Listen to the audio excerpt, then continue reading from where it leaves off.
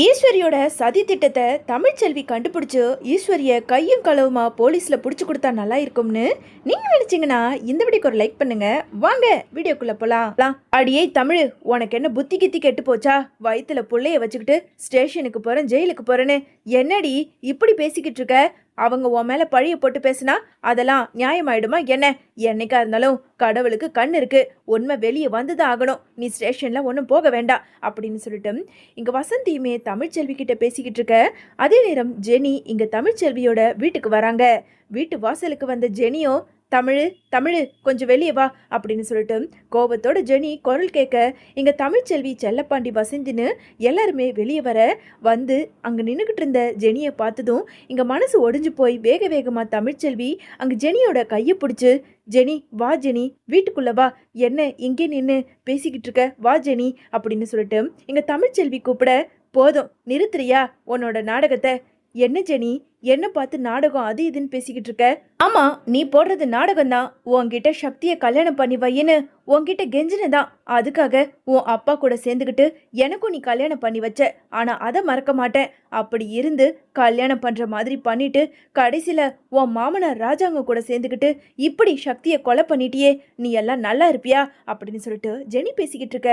ஐயோ ஜெனி, என்ன ஜெனி இப்படியெல்லாம் பேசிக்கிட்டு இருக்க? நானா சக்தியை கொலை பண்ணிருப்பனா? ஆமாம் தமிழ்ச்செல்வி, நீதான் என்கிட்ட நல்லவ நாடகத்தை போட்டு கடைசியில என் அப்பா கூட சேர்ந்துக்கிட்டு அந்த ராஜாங்கம் நீ உன் அப்பா எல்லாரும் சேர்ந்துதான் என் புருஷனை நீ கொலை பண்ணிருக்க.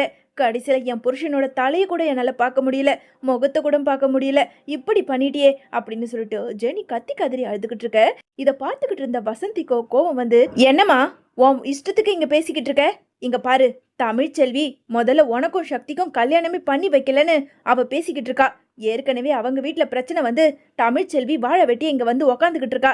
இந்த நேரத்தில் நீ என்னமோ இங்கே வந்து கத்திக்கிட்டு இருக்க, பேசாம போமா போய் வேலையை பாரு அப்படின்னு சொல்லிட்டு அங்கே வசந்தி பேச, நீங்கள்லாம் நல்லாவே இருக்க மாட்டீங்க, நாசமாக தான் போவீங்க. என்னையும் என் புருஷனையும் பிரிச்சிட்டிங்களே, என் புருஷனை கொலை பண்ணிட்டீங்கல்ல, நல்லாவே இருக்க மாட்டீங்க அப்படின்னு சொல்லிட்டு அங்கே இருந்து ஜெனியுமே போயிடுறாங்க. இன்னொரு பக்கம் அழுதுகிட்டே அங்கே தமிழ்ச்செல்வியோ, அப்பா நான் உங்களை எங்கே கூப்பிட்டேன், வாங்க ஸ்டேஷனுக்கு போகணும். ஏய் உனக்கு என்ன புத்தி கித்தி கெட்டு போச்சாடி, ஏன்டி இப்படி பண்ணிக்கிட்டு இருக்க? நாங்கள் சொல்கிறத ஒரு நிமிஷம் கேளண்டி. அம்மா இங்கே பாரு, என் மேலே சுமத்தப்பட்ட பழிய என்னால் ஏற்றுக்கிட்டு இப்படி இருக்க முடியாது. அப்பா நீங்கள் வாங்க அப்படின்னு சொல்லிட்டு இங்கே செல்லப்பாண்டியை அழைச்சிக்கிட்டு நேராக அங்கே போலீஸ் ஸ்டேஷன் போகிறாங்க. போலீஸ் ஸ்டேஷனில் ஏற்கனவே சேது வாசலில் நின்றுக்கிட்டு இருக்க. அங்கே வந்து தமிழ்ச்செல்வியை பார்த்ததும் இங்கே சேது இருந்துக்கிட்டு, ஏய் இங்கே எதுக்கடி வந்த? ஒட்டும் வேணாம் உறவை வேணான்னு தலை முழுகிட்டு போனேன். இப்போ எதுக்காக என் அப்பாவை பார்க்க வந்த? என் அப்பா உயிரோட இருக்காரா இல்ல செத்து போயிட்டாரான்னு பார்க்க வந்தியா? போடி இங்கிருந்து அப்படின்னு சொல்லிட்டு இங்க சேது பேசிக்கிட்டு இருக்க. கூட இருந்த கருப்போ, மாப்பிள்ள கொஞ்சம் அமைதியா இரு மாப்பிள்ள. அம்மாடி தமிழ், வயிற்றுல புள்ளைய வச்சுக்கிட்டு எதுக்காகமா ஸ்டேஷனுக்கு வந்த அப்படின்னு சொல்லிட்டு கருப்பு கேட்க, அண்ணே நான் மாமாவை பார்க்கணும். என்னது மாமாவா? என் அப்பாவை ஜெயிலுக்கு அனுப்பிட்டு மாமான் வேற உறவு கொண்டாடிக்கிட்டு வந்திருக்கியா? ஆமாமா, எனக்கு மாமா கிடையாது, அமைச்சர் ராஜாங்கத்தை நான் பார்த்தாகணும். ஏய் நீ எதுக்காகடி ஏன் அப்பாவை பார்க்கணும்னு இங்க வந்து நிக்கிற? ஆமா, அவரால் தானே என் மேல பழிய வந்து நின்று இருக்கு. கண்டிப்பா அந்த பழி எதனால என் மேல வந்ததுன்னு நான் நிரூபிச்சு காட்டணும். அதுக்காக தான் நான் இப்போ ஸ்டேஷன் உள்ள போகணும். நீங்க வழியை விடுங்க, உங்ககிட்ட நான் பதில் சொல்லணும்னு எனக்கு அவசியமே கிடையாது. அப்பா நீங்க வாங்க அப்படின்னு சொல்லிட்டு செல்லப்பாண்டியை அழைச்சிக்கிட்டு இங்க தமிழ்ச்செல்வி நேரா ஸ்டேஷன் உள்ள போறாங்க. அங்க இருந்த ஏற்கனவே சொட்டத்தல அந்த போலீஸோ, என்னம்மா எதுக்காக நீங்க வந்திருக்க? உள்ள விசாரணை நடந்துகிட்டு இருக்குன்னு உனக்கு தெரியாதா? யோ கான்ஸ்டபிள், முதல்ல இந்த அம்மாவை வெளியே போக சொல்லு அப்படின்னு இன்ஸ்பெக்டர் சொன்னதை கேட்டதும் கான்ஸ்டபிளோ தமிழ்ச்செல்வியை மெதுவா அழைச்சிக்கிட்டு வெளியே வராங்க. இங்க பாருமா, நீ ராஜாங்க அமைச்சரோட மருமகன் எனக்கு நல்லா தெரியும். ஆனா இந்த இன்ஸ்பெக்டர் ரொம்ப பொல்லாதவர். அவர் இன்னும் கொஞ்ச நேரத்துல ரவுண்ட்ஸுக்கு போயிடுவாரு. அவர்கிட்ட இருக்க லேப்டாப்ல தான் அந்த சிசிடிவி ஃபுட்டேஜ் இருக்கு. அவர் போனதும் உனக்கு நான் போட்டு காட்டுறேன், அது வரைக்கும் இங்கே நின்றுக்கிட்டு அப்படின்னு சொல்லிட்டு கான்ஸ்டபிள் உள்ள போக அங்க இருந்த இன்ஸ்பெக்டருமே, யோ கான்ஸ்டபிள், நான் பக்கத்துல இருக்க ஏரியாவுக்கு ரவுண்ட்ஸுக்கு போயிட்டு வந்துடுறேன், கொஞ்சம் டிபார்ட்மெண்ட்டை பத்திரமா பார்த்துக்க அப்படின்னு சொல்லிட்டு அந்த சொட்டை இன்ஸ்பெக்டர் கிளம்பி போக கொஞ்ச நேரத்தில் அந்த கான்ஸ்டபிளுமே தமிழ்ச்செல்வியை அழைச்சு அந்த லேப்டாப்பில் இருந்த சிசிடிவி ஃபுட்டேஜையும் போட்டு காட்டுறாரு. இந்த சிசிடிவி ஃபுட்டேஜில் தாமா அமைச்சர் ராஜாங்கம் வந்து ஜோசப் கிட்ட பேசிட்டு ரொம்ப கோவத்தோடவே கார் எடுத்துக்கிட்டு போறாரு. அதனால தான் இன்ஸ்பெக்டர் சந்தேகப்பட்டுக்கிட்டு இருக்காரு. கண்டிப்பா ராஜாங்கமும் அந்த ஜோசப்பும் சேர்ந்து தான் இந்த கொலையை பண்ணியிருக்கணும்னு. அது மட்டும் இல்லை, அந்த ஜோசப்பே நானும் ராஜாங்கமும் சேர்ந்து தான் அந்த சக்தியை கொலை பண்ணணும்னு வாக்குமூலம் கொடுத்துட்டதுனால இப்போ ராஜாங்க அமைச்சர் மேல கேஸ் ரொம்ப ஸ்ட்ராங்கா இருக்கிறதுனால வெளியே அனுப்ப முடியாத இப்போ அவர் ஜெயிலில் இருக்காரு. இங்க பாருமா, எனக்கு நம்பிக்கை இருக்கு, கண்டிப்பா அமைச்சர் இந்த மாதிரிலாம் பண்ணியிருக்க மாட்டாருன்னு. நீ உண்மையை கண்டுபிடிமா அப்படின்னு சொல்லிட்டு அங்க இருந்த கான்ஸ்டபிள் தமிழ்ச்செல்வி கிட்ட சொல்ல, அந்த சிசிடிவி ஃபுட்டேஜை நல்லா ஊத்து பார்க்க அதுல ராஜாங்கம் கோபத்தோட பேசிட்டு போறதும், கொஞ்ச நேரத்துல அந்த சிசிடிவி ஃபுட்டேஜ் வேற பக்கமா மறையிறதுமே இங்க தமிழ்ச்செல்வி பார்த்துட்டு, அப்பா பாத்தீங்களாப்பா, சிசிடிவி ஃபுட்டேஜில் யாரோ கையை வச்சு மறைச்சு கேமராவை திசை திருப்புறாங்க. அப்போ அதுக்கப்புறம் ஏதோ நடந்திருக்குப்பா, அந்த இடத்துல தான்ப்பா மாமாவை மாட்டி விடணும்னு நினைச்சிருக்காங்க அப்படின்னு சொல்லிட்டு தமிழ்ச்செல்வி சொல்ல, அம்மாடி தமிழ், ஆமாம்மா, நீ சொல்ற மாதிரியே கேமரா வேற ஒரு பக்கம் திசையில திருப்பி விடுறாங்க. கண்டிப்பா இதுல ஏதோ நடந்திருக்கு. சார், இந்த இடம் எங்க இருக்குன்னு உங்களுக்கு தெரியுமா அப்படின்னு சொல்லிட்டு அங்க கான்ஸ்டபிள் கிட்ட செல்லப்பாண்டி கேட்க, கான்ஸ்டபிளும் அட்ரஸ் கொடுக்க கொஞ்ச நேரத்துல தமிழ்ச்செல்வி செல்லப்பாண்டியை அழைச்சுக்கிட்டு அந்த அட்ரஸுக்குமே போறாங்க. என்ன தமிழ், இந்த இடம் பார்க்கவே ரொம்ப பயமா இருக்கு, இந்த இடத்துக்கு எதுக்காக இப்போ நம்ம வந்திருக்கோம் அப்படின்னு சொல்லிட்டு செல்லப்பாண்டி கேட்க, அப்பா இங்க எதுக்கு வந்திருக்கோம்னா, கண்டிப்பா இந்த தெருவில் ஏதாவது சிசிடிவி ஃபுட்டேஜ் இருக்கும். மாமா இங்கேருந்து கிளம்பின கொஞ்ச நேரம் கழிச்சு தான் வேற என்னமோ நடந்திருக்கு. வேற யாரோ இங்கே வந்திருக்காங்கன்னு கூட சொல்ல போனா இருக்கலாம். அதனால இங்கே இருக்க பக்கத்தில் ஏதாவது ஒரு சிசிடிவி ஃபுட்டேஜ் கிடைச்சாலும் அதில் அடுத்ததாக என்ன நடந்துக்குது நம்ம கண்டுபிடிக்கலாம்ப்பா, வாங்கப்பா அப்படின்னு சொல்லிட்டு தமிழ்ச்செல்வி செல்லப்பாண்டியை அழைச்சிக்கிட்டு அந்த தெருவில் நடந்து போக, அதே நேரம் இங்கே ஜோசப்பும் ராஜாங்கமும் நின்று பேசிக்கிட்டு இருந்த இடமும் வர, அப்பா இந்த இடத்துல தானப்பா ஜோசப்பும் மாமாவும் நின்று பேசிக்கிட்டு இருந்தது.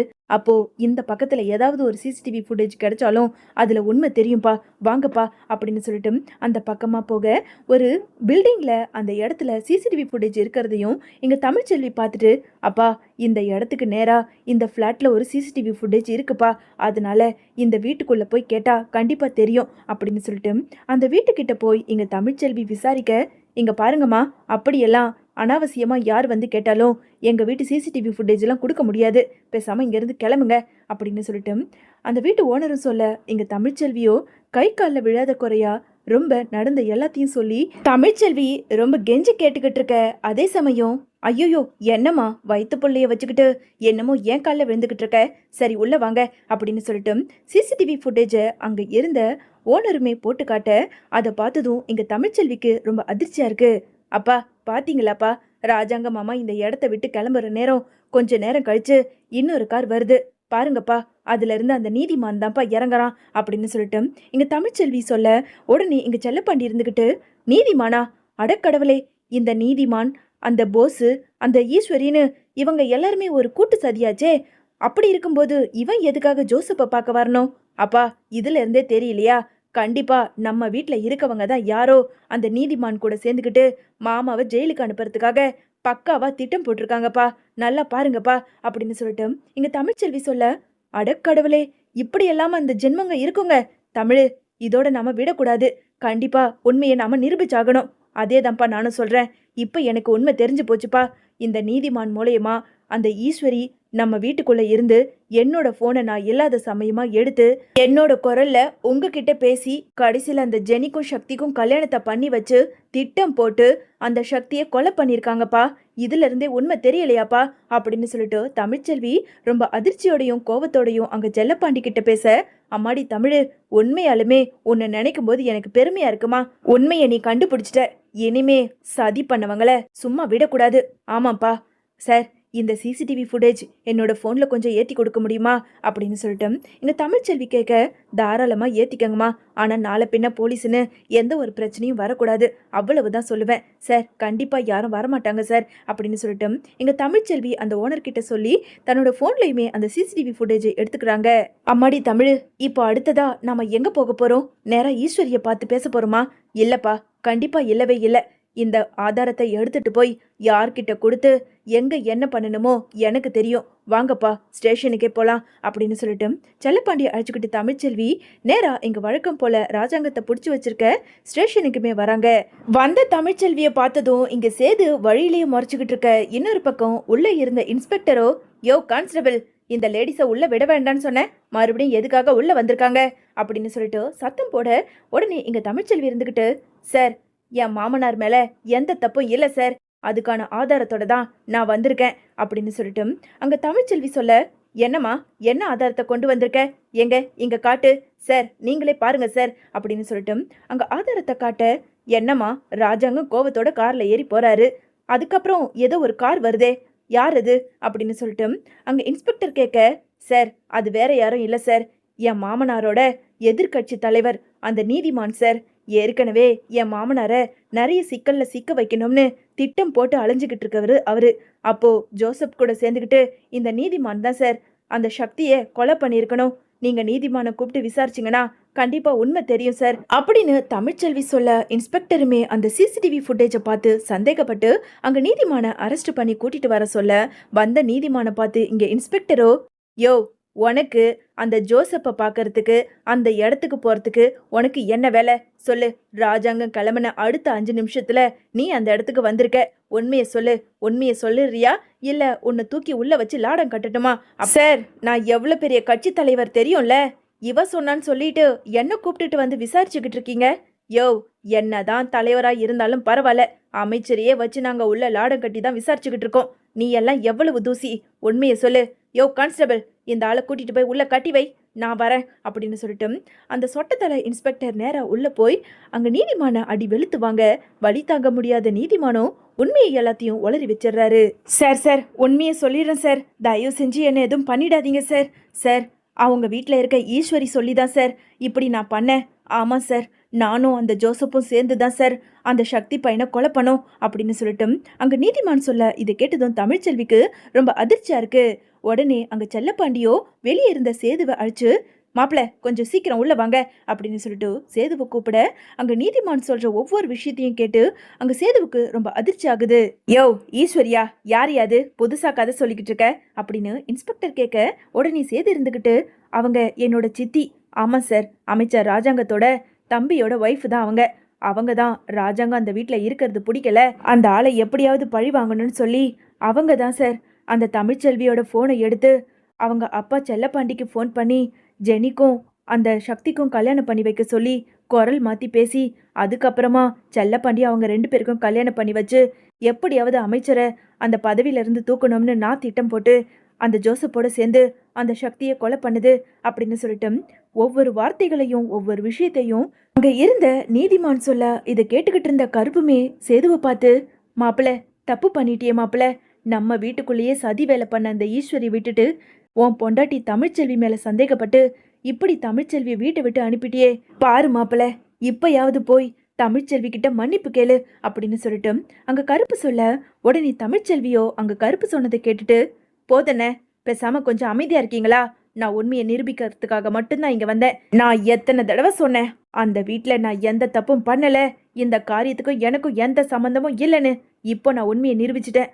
ஆனா இப்போ ஒன்று சொல்றேன், யாராவது என் மேல தப்பு இல்லை என்னை மன்னிச்சிடுன்னு சொல்லி என் வீட்டு பக்கம் வந்தீங்கன்னா அதுக்கப்புறம் நடக்கிறதே வேற. அப்பா, நம்ம உண்மையை நிரூபிச்சாச்சு, அவங்களாவது அந்த ஈஸ்வரியாவது எப்படியாவது போகட்டும், நாம கிளம்பலாம் அப்படின்னு சொல்லிட்டு தமிழ்ச்செல்வி தான் மேல தப்பே இல்லைங்கிறத நிரூபிச்சுட்டு அங்க இருந்து கிளம்புறாங்க.